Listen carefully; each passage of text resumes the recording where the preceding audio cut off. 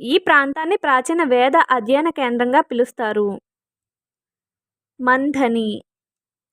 సికింద్రాబాద్, ఉజ్జయిని మహంకాళి దేవాలయమును నిర్మించిన వారు.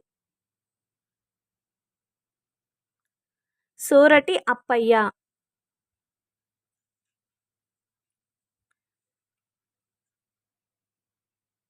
ముల్దగల్ జాతర ఏ జిల్లాలో జరుగుతుంది? జోగులాంబ గద్వాల్. క్రింది రచనల్లో ఏ గ్రంథ హాల చక్రవర్తి వివాహాన్ని వర్ణిస్తుంది? లీలావతి పరిణయం. గోల్కొండ కోటలో అత్యంత ఎత్తైన ప్రాంతాన్ని ఏమంటారు? బాలాహిస్సార్.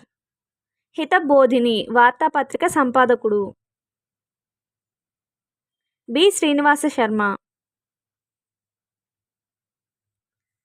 కాచిగూడ